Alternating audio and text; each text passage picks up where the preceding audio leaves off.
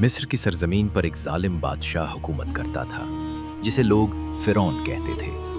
वो खुद को खुदा कहता था और बनी इसराइल पर बहुत ज्यादा जुल्म करता था। उस दौर में अल्लाह ताला ने अपनी रहमत से बनी इसराइल में एक नबी हजरत मूसा अलैहिस्सलाम को मबूस फरमाया। जब हजरत मूसा अलैहिस्सलाम अल्लाह के हुक्म से फिरौन के पास पहुंचे तो उन्होंने निहायत वजाहत से फरमाया कि वो अल्लाह के रसूल हैं और बनी इसराइल को आज़ाद किया जाए। फिरौन ने इस दावत को कबूल न किया, बल्कि इनकार करते हुए कहा कि अगर तुम सच्चे हो तो कोई वाज़ेह निशानी पेश करो। हजरत मूसा ने अल्लाह के हुक्म से अपना असा जमीन पर डाला। फौरन वो असा एक जिंदा सांप बन गया, ऐसा सांप जो हकीकत में मौजूद था, ना कि नजर का धोखा।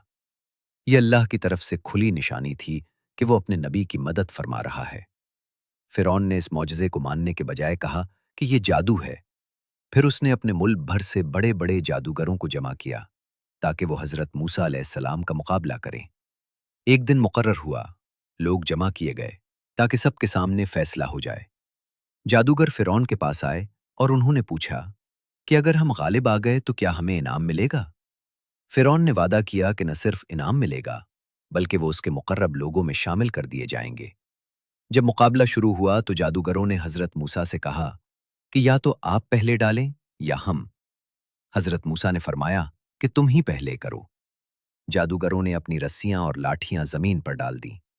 उन्होंने लोगों की आंखों पर ऐसा असर डाला कि वो सब चीजें सांपों की तरह हरकत करती हुई दिखाई देने लगीं। ये हकीकत में सांप नहीं थे, बल्कि जादू के जरिए नजर का धोखा था।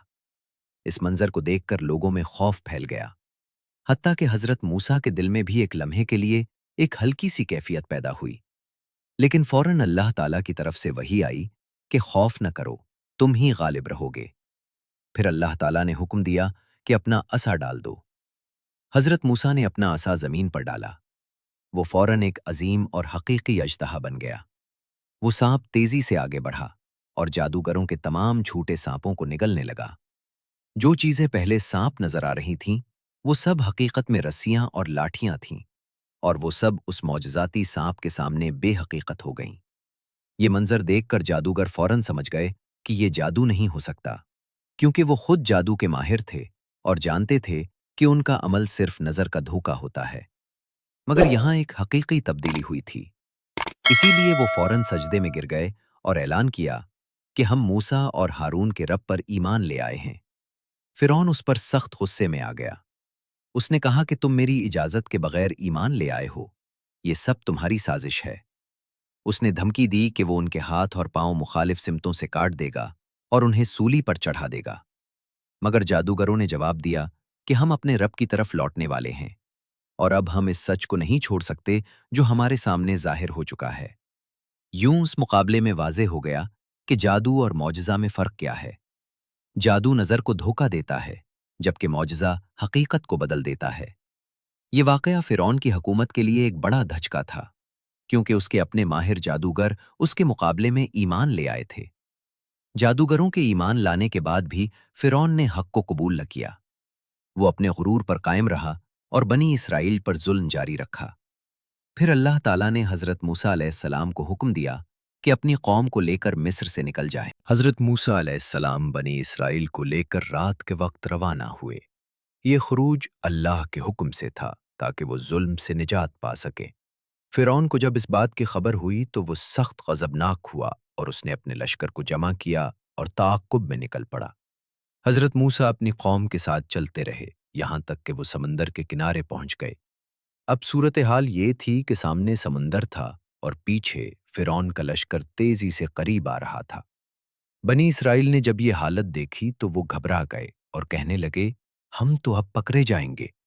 ये एक फितरी खौफ था, क्योंकि ज़ाहिरी असबाब के मुताबिक बचने का कोई रास्ता नजर नहीं आ रहा था। हज़रत मूसा ने कामिल यकीन के साथ जवाब दिया, हरगिज़ नहीं, मेरा रब मेरे साथ है, वो मुझे रास्ता दिखाएगा। ये वो यकीन था जो अल्लाह के नबी को दिया जाता है, ऐसा यकीन जो हालात के खिलाफ भी कायम रहता है। फिर अल्लाह ताला की तरफ से हुक्म आया कि अपना असा समंदर पर मारो। हज़रत मूसा ने हुक्म की तामील करते हुए अपना असा समंदर पर मारा। फौरन समंदर में एक अजीम तब्दीली आई। पानी दो हिस्सों में तकसीम हो गया, हर हिस्सा پہاڑ کی طرح کھڑا ہو گیا، درمیان میں خشک راستے بن گئے۔ یہ ایک عظیم معجزہ تھا، قدرتی قوانین کے خلاف مگر اللہ کے حکم سے مکمل طور پر ممکن۔ حضرت موسیٰ اپنی قوم کے ساتھ ان راستوں پر چلتے ہوئے سمندر کے پار نکلنے لگے۔ بنی اسرائیل ان خشک راستوں سے گزرتے گئے اور اللہ نے انہیں سلامتی کے ساتھ آگے بڑھا دیا۔ ادھر فرعون اپنے لشکر کے ساتھ تعاقب میں پہنچ گیا۔ اس نے جب دیکھا کہ سمندر میں راستہ بنا ہوا ہے تو وہ بھی اسی راستے سے داخل ہو گیا۔ اس کے دل میں غرور تھا کہ وہ بھی اس راستے سے گزر جائے گا، مگر یہ اللہ کی تدبیر تھی۔ جب بنی اسرائیل مکمل طور پر سمندر پار کر چکے اور فرعون اور اس کا لشکر سمندر کے اندر پہنچ گیا تو اللہ تعالیٰ کے حکم سے پانی واپس آ گیا۔ سمندر دوبارہ اپنی حالت میں آ گیا، پانی کے دونوں حصے مل گئے، فرعون اور اس کا پورا لشکر ڈوب گیا۔ یہ وہ انجام تھا جو ایک ظالم اور سرکش بادشاہ کے لیے مقرر تھا۔ جب فرعون ڈوبنے لگا تو اس نے کہا کہ وہ ایمان لاتا ہے، مگر اس وقت ایمان قبول نہ کیا گیا کیونکہ وہ آخری لمحے کا اظہار تھا۔ یوں اللہ تعالیٰ نے اپنے نبی حضرت موسیٰ اور بنی اسرائیل کو نجات دی اور فرعون کو اس کے غرور سمیت غرق کر دیا۔ اگر یہ کہانی آپ کے دل کو چھو گئی ہو تو اپنے دوست کے ساتھ ضرور شیئر کریں۔ ہمارے چینل کو سبسکرائب کریں اور بیل آئیکن دبائیں۔ اللہ حافظ۔